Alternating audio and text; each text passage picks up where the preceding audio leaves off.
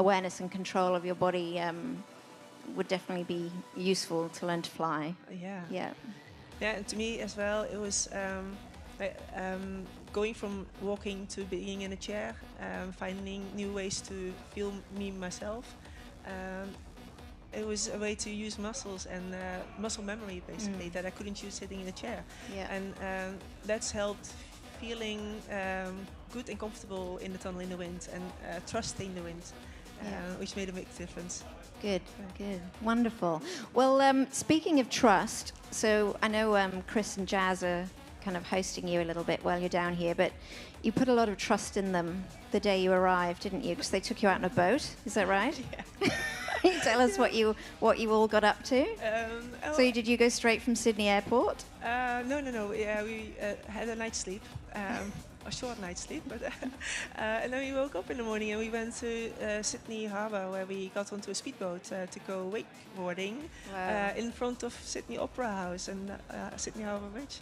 And I asked like a question like, "Oh, are there sharks here?" Like I thought it was like a funny question. He's like, "Loads." And I go, "What?"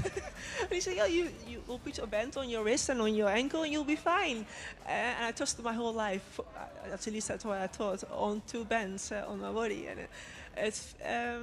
it felt a bit scary. Like I had to take a good couple of breaths before I actually stepped onto that. I can't believe you went in. I wouldn't go in. That's amazing. I like to live on the wild side. Yes, yeah. Oh, what a place to do it, though, in the harbour. Yeah, it's epic. That's awesome. Yeah, definitely. Oh, well, hopefully you'll have that memory and lots of fun memories from here too to go back with. Yeah. How long are you in Australia? I'm going home on the 31st of August, so I still have a few days, and we're going to do some more mental stuff. What are you going to do? Climbing in the Blue Mountains. Yeah. I think we're going cycling as well. Yeah. Yeah, really cool things. Awesome, awesome. Well, have fun. Thank you. Have you had Vegemite yet? No. No, okay. We have to get Vegemite on the menu for breakfast at some point. This is crazy. Chris and Jazz, what have you been doing? They haven't even had Vegemite yet. Hurry up. Okay. We'll get your feedback tomorrow on how Vegemite went at breakfast. Yeah, I'll fill you in. Now you need to go and get something to eat before your next flight. Thank you. Thank you. Have a great flight. Thank you.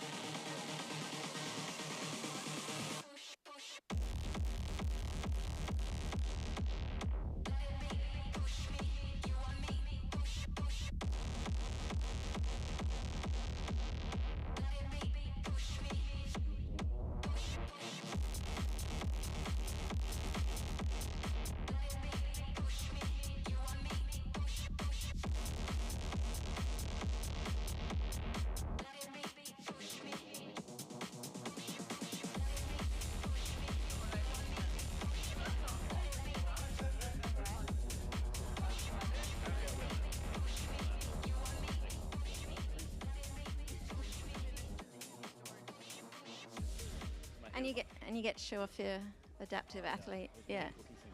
Oh, okay. Cyril. I might just get a third microphone actually. So I'll intro to Chris, and he can tell me what we're supposed to be doing. What we're supposed to be doing is just introducing and talking to Donnie Gales, Bodypiling Championships winner at the Australian Open of Indoor Skydiving Championships. And a global athlete as well in terms of your competition and your freestyle competition around the world. You've been to a few world championships now, haven't you? Two world championships now. Yeah, just 2. Yeah.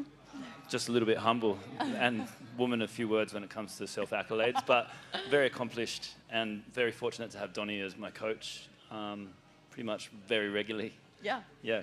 Why did you get involved with coaching me? I'm a guy in a wheelchair that wanted to do some things. Because you asked. And because you paid. Did he pay? Yeah. After enough hounding. Sorry, Loz.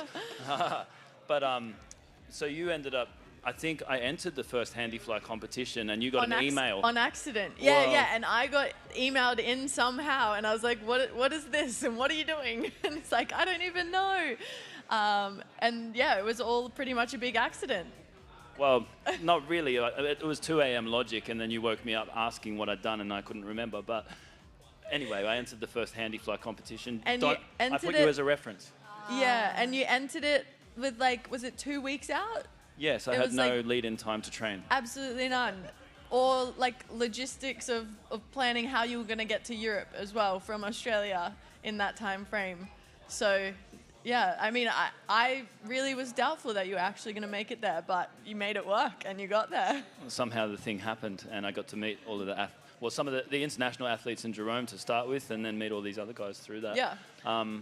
And we had to figure out how we created Handifly competitions here at iFly Down Under in Penrith. Yeah, exactly. So I think once you got back from that, you were sort of I guess astonished by how much was going on over there with this whole competition, and then you were like, we have to bring it here. Yeah, it's something that we really wanted to do. So yeah, we just made it happen. I guess it was a joint effort for sure in getting all of this organized. Yeah, I had the idea and you did the work. Something like that. No, I did the behind the scenes iFly organizing, rostering, sorting out getting the tunnel sorted and all of that stuff, and you were the fangirl getting everyone pumped up on the outside, I think. And the crash test dummy. Yeah. But in all seriousness, you've put in a lot of work to make this possible, and I was fortunate enough to be at a location with a wind tunnel that didn't even bat an eyelid, said yes. Yeah. For some reason. Yeah. Which I now realise, having travelled, is actually exceptional. So thank you. And how does it end up that iFly Penrith, this is the biggest tunnel in the Southern Hemisphere? Yes, it is. So, I mean, that's amazing. We already have a huge, benefit of having this huge tunnel here. It's, I think, way better flying with more space, obviously. So that's really cool. And then something that I've really enjoyed, I think, from running this is, a lot of the guys from overseas and stuff have given really good feedback on how we've run it and how sort of accommodating we've been, which is really nice because I feel like we try really hard. You sure do. Yeah, I think it's a testament to both of you. I've got to be trained by you a little bit, Kate, and then I looked at your background, and both of you, I was completely ignorant of the sport, obviously, because I entered and didn't know how to, and I learnt on the fly while I was over there, and then brought it back here. But and formation was a little bit the same. We had 2 practice sessions. Yes, we before. had 2. I was about to say, that was another very last minute. Let's do it. And it's reassuring because I'm watching guys turn up here and do the same. So maybe that's the culture of the thing, is just have a go, and then it builds. Yeah, definitely. And I think from a couple of people that this is sort of their first time with consistent flying over yesterday and today, for that's their first sort of coaching or introduction to coaching, they're pretty keen to keep on learning and progressing, and then see where they can get if we have some more comps like this and see their improvement. I'm worried about the if. The when. The when. When do we have another comp? The when, I guess, so like you say, if people are here regularly, I mean, you don't have to be here every day unless you're a complete jump pig, but being here little amounts more regularly is when you really see people getting the benefit, isn't it? Yeah, definitely. So we've had a couple of those training sessions specifically for this event over only the last 3 months, I think. The Handifly tunnel camps that you've coached, and we've had the majority of the competitors, I think, come through at least one of those. Yeah. So, I mean, once a month is nice if we can get more. Like you said, the more the better, pretty much. The more you can do it, the better you're going to get in a less amount of time. But once a month when we have these camps is a really good start. Yeah. Yeah, so there's some people working in the background to make that possible, so that we can do in a similar model to this one, remove some of the barriers and create a regular thing so that Australia, like in every sport, punches hard. Yeah, we do. Yeah, we do. Awesome. Well, yes, so the All Abilities, shout out for the All Abilities Club last Sunday of every month. Is that right? Yep. Come and make contact with Greg, the All Abilities Ambassador. He's competing today. I think he's flying number one. Number two after Heath. Yeah. Oh, the really? youngest competitor from the Gold Coast. 2 great tunnels in Australia. Okay. 2 great flyers. See Greg, get involved, get started, then come to a Handifly tunnel camp, get coached by the best. Yep. Surrounded by it. Big tunnel, All of best this coaches. greatness is just rubbing off on you, Chris. The next round, I feel it's going to be the best one. Put the wind speed up 1% and let's see what happens. I don't know who chose 60, but it wasn't me. Yeah. The coach can only tell the athlete what to do. The athlete does what the athlete does. Yeah. It wasn't a good round. Don't worry, I can hear you in my head. I've already internalized the coach. What are you doing? Pretty much. Breathe. Thank you, Donnie, so much for My everything. Well done, pleasure. Donnie. And you are a high-achieving athlete and very humble. So congratulations on the recent wins. Thank you. Are you going to? What's the next competition for you? Ooh. Yeah, I what don't are you up actually to know. next? You haven't chill for a bit. Yeah. Yeah. Potentially the race in Abu Dhabi in January. Yes. Don't have anything planned in the period up to there, so I'm not too sure. I'm honestly paying off a mortgage, so that's taking Yeah. priority at the moment. And what's the race? Tell us what that is. So the race is in the big tunnel, 32-foot tunnel in Abu Dhabi, and it's sort of a newish format as well. So there's been a couple of sort of practice comps and a couple of official comps. It's the only competition where flyers are actually battling in the tunnel at the same time. So it's literally a race with 5 flyers, and there's a course that we have to basically head down, carve around the course. 5. Yeah, 5 people, all That is a big basically tunnel. like Formula One, like race cars. Yeah. 5 of us, and then we're going around this course a specific number of times, and then the first person to cross the finish line essentially is the winner. And there's a couple of rules on sort of taking people out or cutting Yeah. corners too close. So there's a little couple of specifics in there, but yeah, that's a general outline of it. Wow, that sounds amazing. Did you say 32-foot tunnel? 32-foot By tunnel. comparison, what are we flying in tonight? This is 16 foot. Double this. Yes, but because it's volume, it's 4 Exponentially times more. the volume. Yeah. I think It's massive. Yeah, it's huge. No, it's really big. I watched you fly. I was awake again at 2 a.m. trying to enter competitions. I wasn't eligible for this one, but it was amazing to watch. If Donnie was in that tunnel on her own, she'd get lost. It's so yeah, big. it's when you. I mean, I've flown in it solo, and the first. Yeah, That like must be so weird. it's just like, oh my goodness, like I don't know where to go because there's so Yeah. much space. So Yeah. if people want to look into that, it's called The Race in Abu Dhabi. What's it called? Yes, and they actually have their own like federation maybe in Abu Dhabi, and they also are running sequential competition and big wave belly competition. Like Yeah. in our size tunnel, the maximum I think competition format is 8-way 8. belly. Yeah. Yeah. So over there, They I'm not can sure. do 16 ways and Yeah. even more. When I was Yeah. there, they were doing 22 ways. Nice. So a lot of people in the tunnle. That yeah. would be so hairy. A long way for the You'd instructor really want to pick get your to the teammates furthest for that person. one. Crikey. Yeah. Okay, maybe I'll come. I need to look into this. Yeah. I won't do the race, but I'll do the other stuff. Yeah. Yeah. Never say never. Yeah. So I think you were flying with Mason Corby, another Australian body pilot over there. So his Yeah, he was at the last social one. Yep. his social media account I think has the Ray-Ban meta footage from the race inside his helmet with him Yes. talking during Yes, doing, him and commentating. you flying past as well. Yeah, yes. So Down Under Dynamics, I think it is. Uh-huh. On Instagram. Yeah. Yeah. Yeah, go check it out. Go check it. It went viral. It's Yeah. amazing. Yeah, It is It's amazing. pretty hilarious, but like very cool and also a little bit funny because his commentary is crack up. Yeah. How he talks while he's doing it is beyond me. I just Yeah. spit on the inside of my visor. I'm going to go clean that now, actually. Yeah. Yeah. Speaking of, I think we might start to get everyone Yep. geared up for our last round. Yes, it's our Yes. third round now. Round 3. for Yeah, this is qualifying. where it counts. Round 3. So Here we I go. think we'll probably get some scores up on the screen. We'll just go and have a quick look at who's sitting where. And yeah, let's get into round 3. Thank you, Donny Gales. Thank you, Donny. Thank you, Chris. Thanks, Kate. Yoo-hoo. Ciao for now.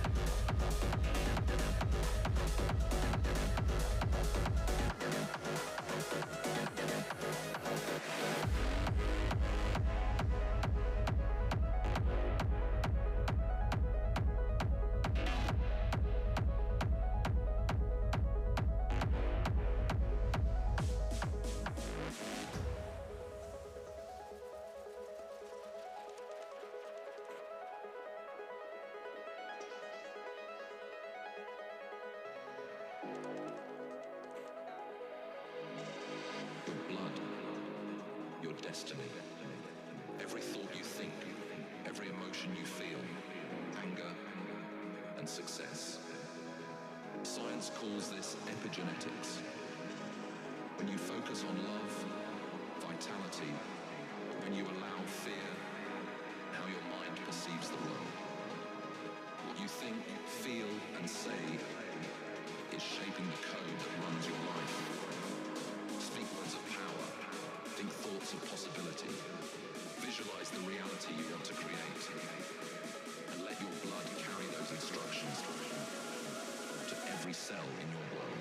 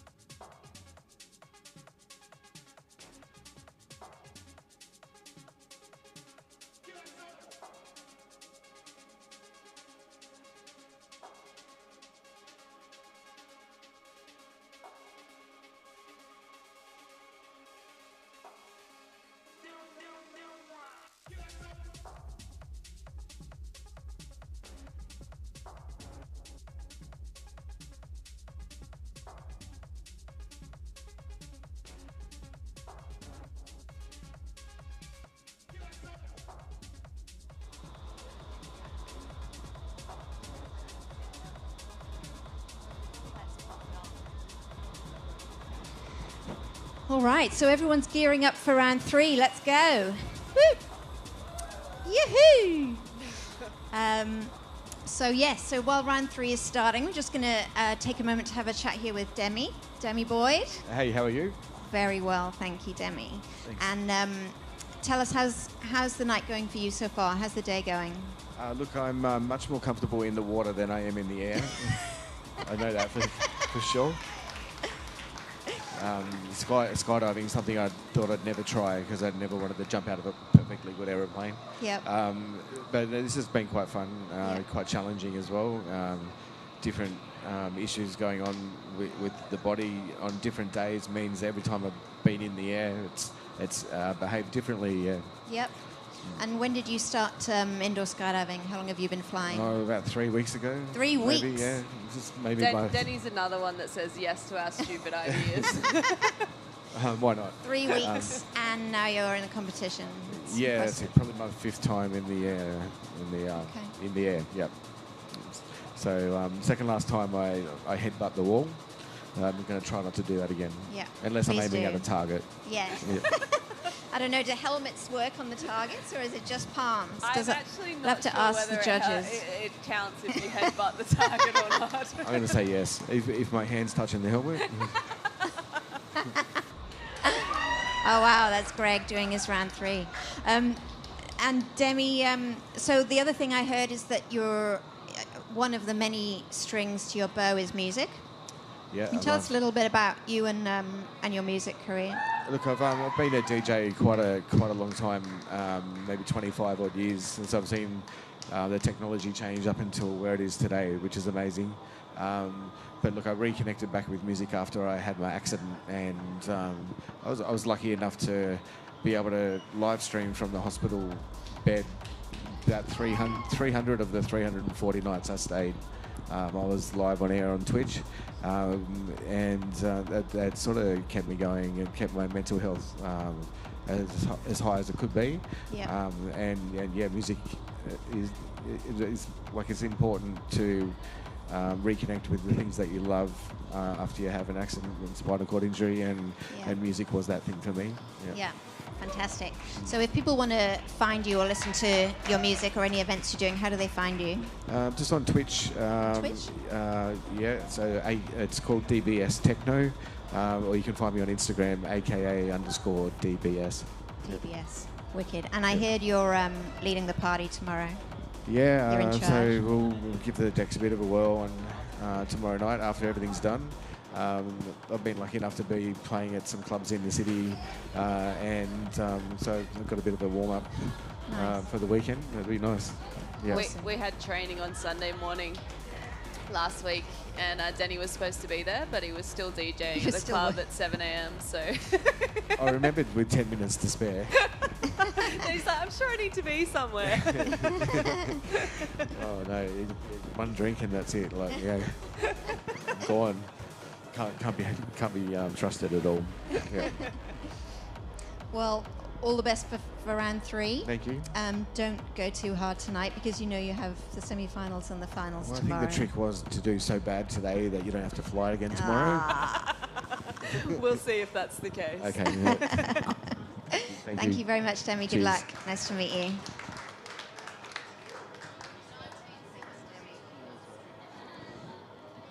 So I did hear a rumour that some of the Europeans were choosing to wear their neck warmers a little differently for this round. Oh, yeah. Did you hear that? Yes. It looks like they are actually doing it. I Yep. didn't think they were. So Cyril and Nico have already qualified for semi-finals tomorrow. Right. And so they decided that they're going to try and fly around with their neck warmers over their eyes. So essentially mimicking our low vision flyers. Yep. Looks like... Did he make it around the course? Yes. I didn't see. Yep, okay. Cyril just made it round the course with a neck warmer over his eyes. Yep. So they tested it before and they can see a bit of light through it. So it's probably actually very similar to what our guys can see. Yeah. Here we go. And Nico's going in now with the same as well. Hopefully they don't get their coefficient changed. I think Jerome's aware of what's going on. I don't think he'll make any major adjustments based on this round. Good. This will be really fascinating for them actually to fly like that, I think. Well, one of the things that we've been trying to figure out with the low vision thing is how it actually affects people when they're flying. Yeah. So it's kind of cool because we can compare the two scores or the times that these guys would normally get based with what they get when they're flying. Yeah. Like that. Yeah.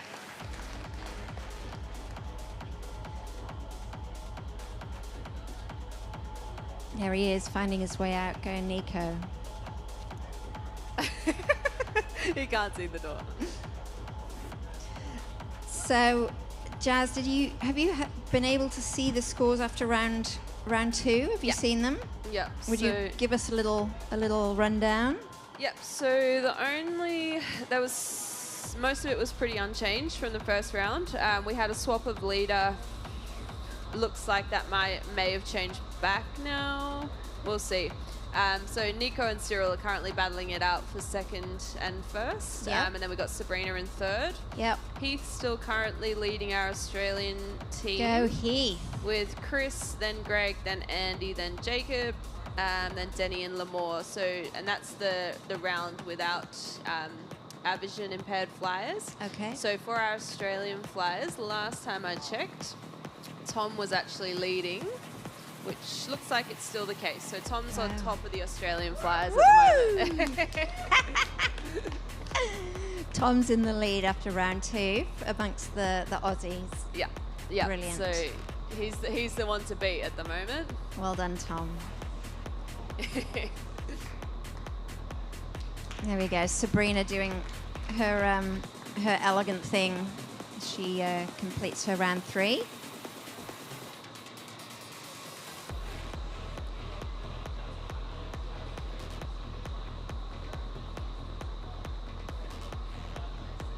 So how does it work then, Jazz, from here? So the 3 qualification rounds, Yep. They apply the coefficient Yep. and then reverse the ranks, is that right? And then how does that translate then into tomorrow? How many people go through? What's the structure then for tomorrow? So top 8 go through to semi-finals for tomorrow. I actually don't know. I was meaning to ask Jerome this, how it works, because neither of the rankings have all of the athletes in it as it stands. So we've got the international rankings that doesn't have our vision impaired athletes in it, and then we've got the Australian rankings that doesn't have our international athletes in it. So I don't know in terms of how that actually works in terms of working out who's going through. But I do know there will be an official announcement on who's going through to semi-finals tonight after we finish. Okay, great. So stand by for that. So 8 athletes, 8 competitors will go through to the semis. Yep. And starting again from 4 o'clock on Sunday. Yep. And they'll do 4 rounds. No. Semi-finals. So two flights. 2 flights. 2 flights, I think. Okay. We'll double check that. We'll come back to you on that one.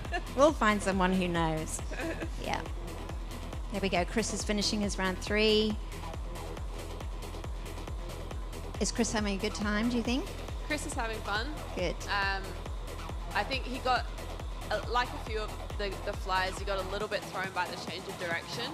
I think when you've trained something so much, it's kind of hard to, like, you go, oh, it's not going to make a difference. It's just sort of rotating the touch points slightly. But I think having these ones closer to the door where they are now has thrown things off a little bit. So I think he was in training, was actually switched the way that he was, like which hand he was using to make sure his body wasn't alongside the door. Yeah. So yeah, just little adjustments. Yeah. But yeah, I think he's having fun. And when I was chatting with Chris and Donnie just now, they were saying that Chris went over to do the Handifly at quite short notice. So when was that? Tell us more about that. The one that Chris signed up for was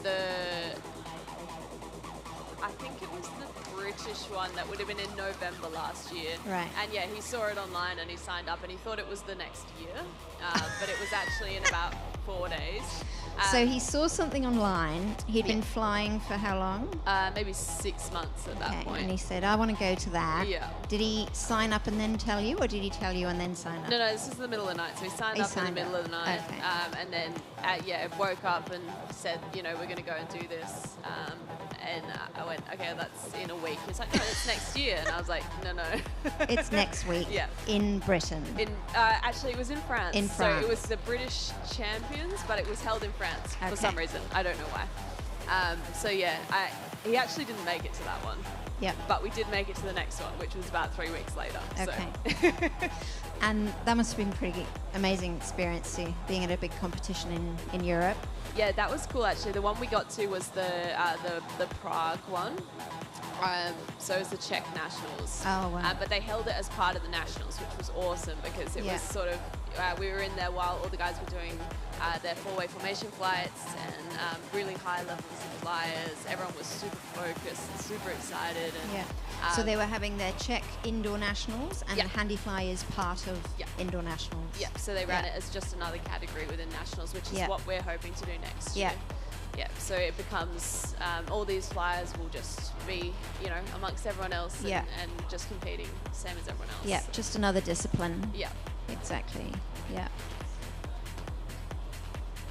Wow, so that was your introduction to Handifly, and then a year and a bit later, then everyone's here, everyone's over, setting it up for... Oh, so we'll be the only Southern Hemisphere venue? Yeah. So, and it's been a big thing, I think, when we first started talking to Jerome about bringing it over, he mentioned that he'd been trying for a little while, because what it does having it here is it means that flyers who might be in Asia or might be in New Zealand, they have somewhere to come that's a little bit closer than going all the way across to Europe. Yeah, because like at our nationals a couple of weeks ago, we had so many competitors here from Asia, which is awesome. So and so we started talking about it in January. And yeah, it's very cool to see it happening. Yeah, it's exciting. Well done, you. Oh, I did very little. Chris has been the driver behind this one, and Donnie and Martin. Yeah, all the iFly team. Yeah, they're pretty cool. They are.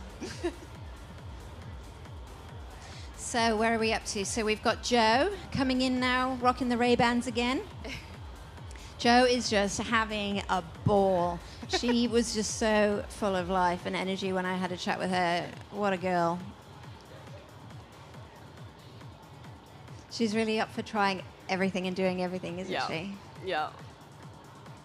And I think that's one of the really cool things about this group of people in general, is that there's a bigger instance of that, I think. Yeah. People just tend to say yes to stuff. At least the ones we seem to end up surrounding ourselves by. And it's a very cool thing when people are willing to give stuff a go. Doesn't matter if you don't like it, you don't have to do it again, but give things a try. Yeah, and why not?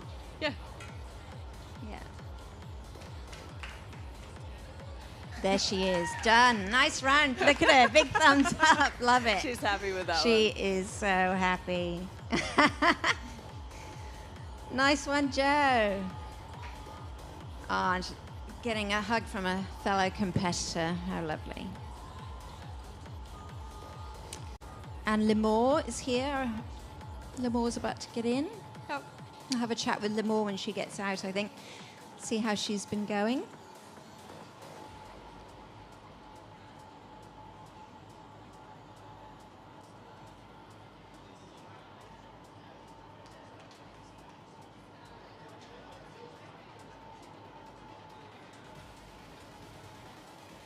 So Limor is the lady you said you met through climbing, is that right? Yeah. Yeah, so her, I'm not sure how long she'd been climbing, but her son climbs, and she'd been doing adaptive climbing for a little while, and then she sort of had to stop because of her shoulder and having issues with that, and it's a very physical sport. And so Chris was very briefly on the Australian climbing team, and so we were running some events, trying to fundraise for them. And Limor came along, and we managed to get her up the wall. But I think just without getting that shoulder sorted, that's a really hard sport. You're basically doing one arm pull-ups the whole way up. It's a tough one. Yeah. So then she came along to our adaptive surf club at Urban Surf, which is awesome. It's such a great place to learn, and in the summer, I think Limor was enjoying it. As soon as it got colder, it's brutal. Where is that? It's at Sydney Olympic Park. Okay. But down, I think at the moment, it's warming up a little bit now, but it was down to about 13, 14 degrees in the water. So. And how often does the adaptive surf event run? We run once a month. Once a month? Yeah. We had a break in July because it was cold. Yeah. But yeah, once a month. So yeah, we don't say it's for everyone. We do want people to have a little bit of experience before they come to us, just because it's a high consequence environment, but we try and get as many people riding waves in all sorts of weird and wonderful ways as possible. Awesome. Yeah. Okay, I think we've got our last competitor in now. Is this Demi? This is Demi, yeah. Demi. Ooh. There he goes. He's in.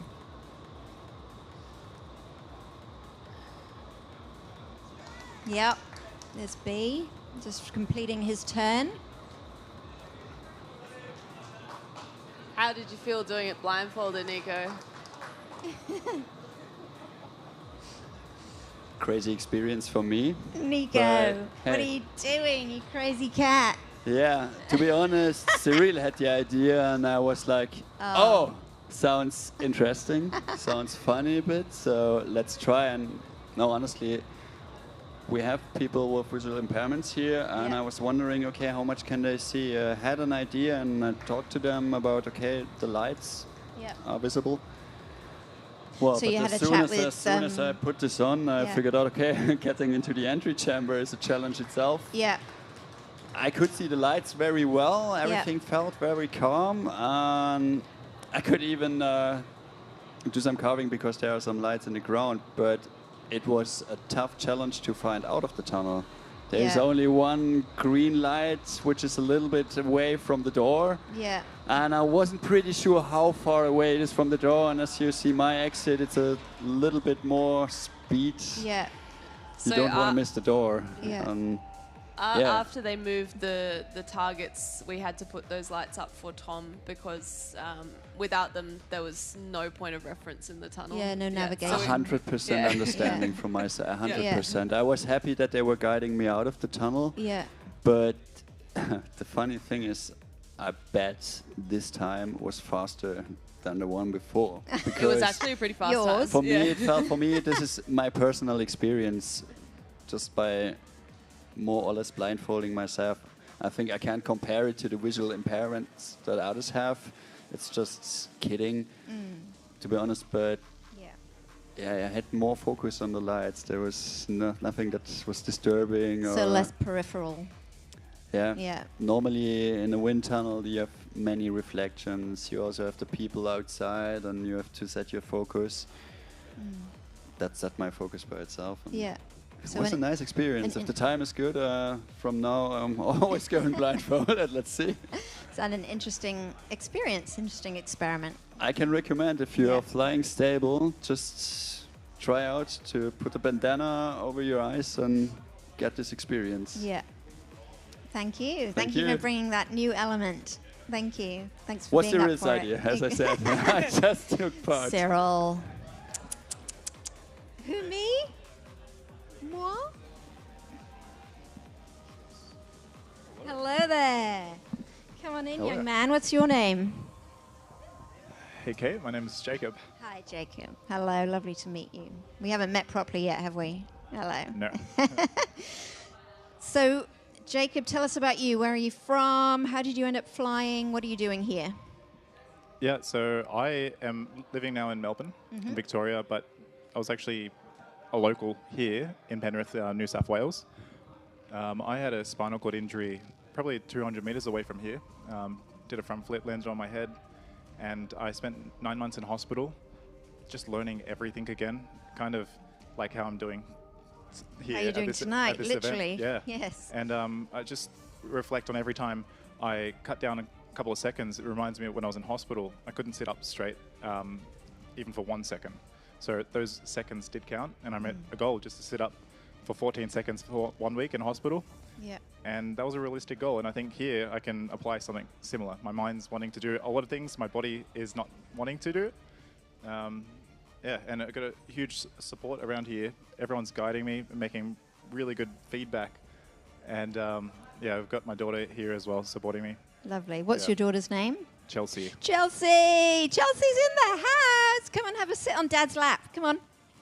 Come on, don't be shy. Here she is. Come on, Chelsea. Chelsea, come and have a seat. Tell us how it's going. How is it seeing Dad flying around in there? Good. And have you been in the tunnel yet? No. Not yet? No. And how old are you? 8. What's your favourite colour? Purple. Sorry? Purple. Purple. What's your favourite thing to eat that Dad makes for you? Pancake. Pancakes! Oh, I like pancakes too.